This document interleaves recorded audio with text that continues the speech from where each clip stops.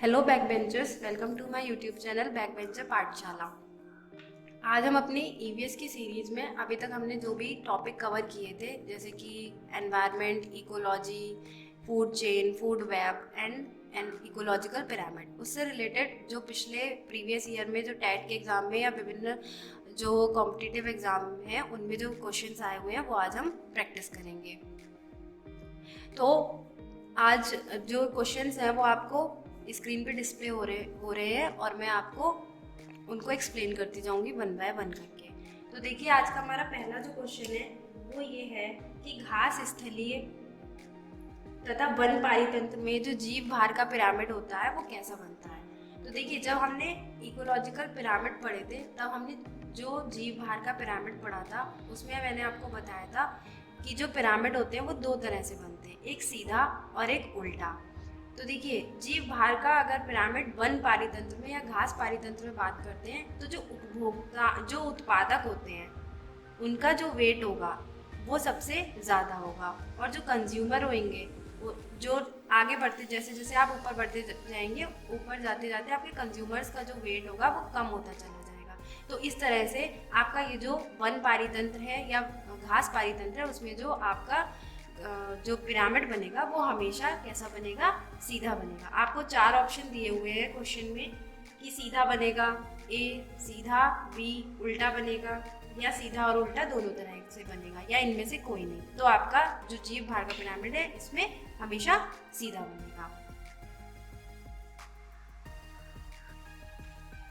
अब हमारा second question है कि जो पिरामिड होते हैं उसमें जो खाद्य जाल है हमारी, उसमें जो ऊर्जा का प्रवाह है वो कैसा होता है। तो देखिए, ऊर्जा का जो प्रवाह होता है वो हमेशा और हमेशा यूनिडायरेक्शनल होता है, एक दिशीय होता है। ठीक है, तो आपको ऑप्शन में दिया हुआ है कि ऊर्जा का प्रवाह कहता है कैसा है कि एक दिशीय है या दो दिशीय होता है।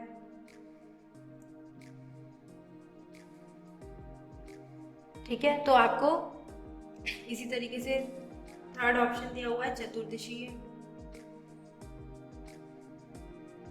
या इनमें से कोई नहीं। तो आपका जो ऊर्जा का प्रवाह होता है वो हमेशा एक दिशीय होता है।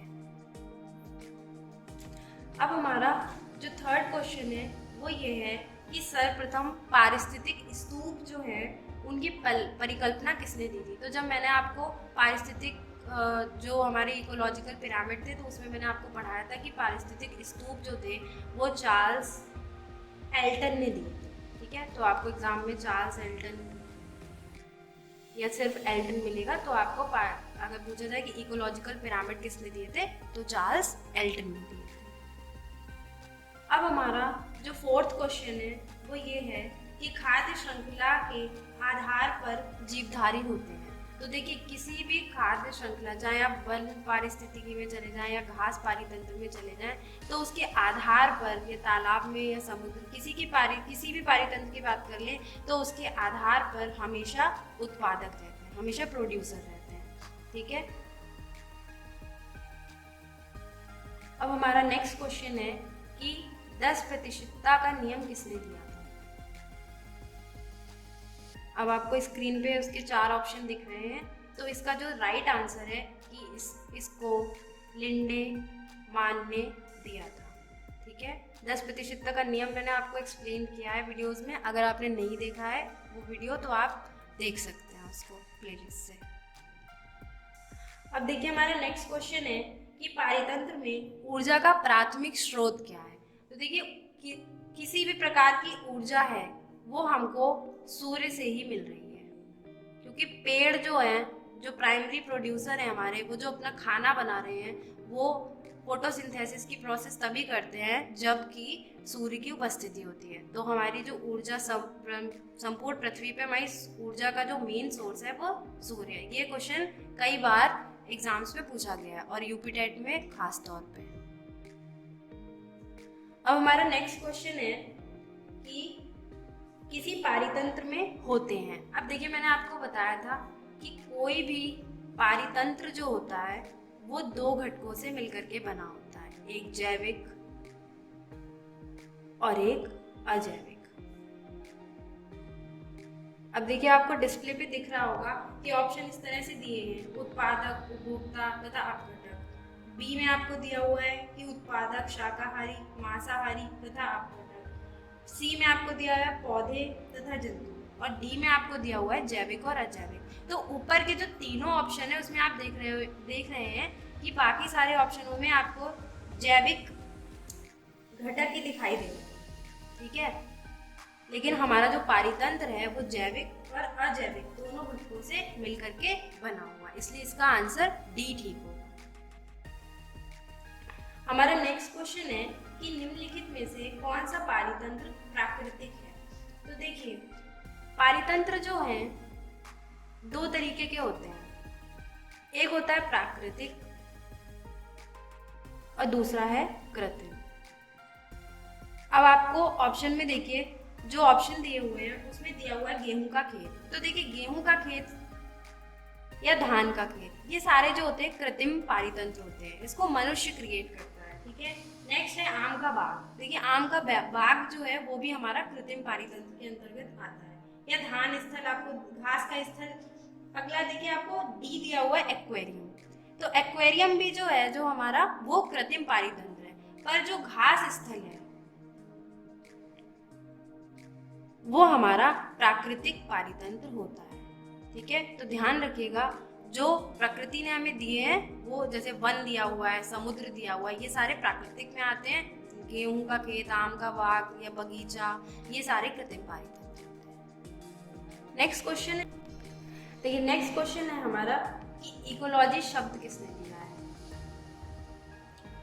तो जब मैंने आपको थ्योरी पढ़ाई थी तो मैंने आपको बताया था कि इकोलॉजी और इको सिस्टम कि ये जो दो शब्द हैं किस किसने दिए। तो इकोलॉजी जो है वो हैकल ने दी है और इकोसिस्टम जो है वो टांसले ने दिया है, ठीक है। तो इसमें जो आपको ऑप्शन दिए हुए हैं इसका ए ऑप्शन आपका राइट है। अब हमारा नेक्स्ट क्वेश्चन है कि प्रकृति में सर्प पादपों पर निर्भर कीटों को खाते हैं। तो देखिए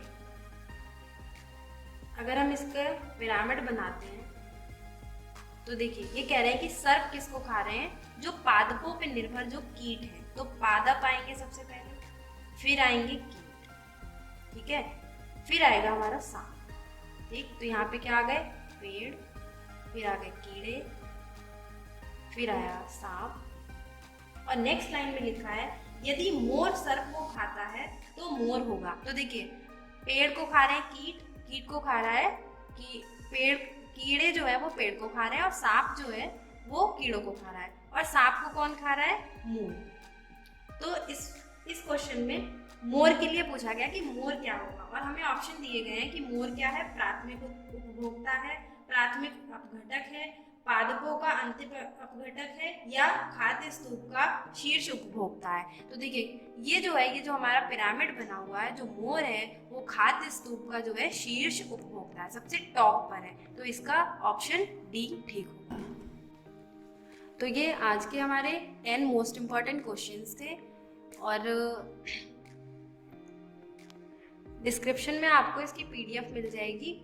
तो आप इन क्वेश्चनों को अपने आप से भी प्रैक्टिस करिएगा और एलिमिनेट करके इसके ऑप्शन लगाने की कोशिश करिएगा। और अब हमारा जो नेक्स्ट टॉपिक होगा वो बायोडाइवर्सिटी होगा। तो इसी तरह आप हमारे चैनल के साथ जुड़े रहें। Thank you so much.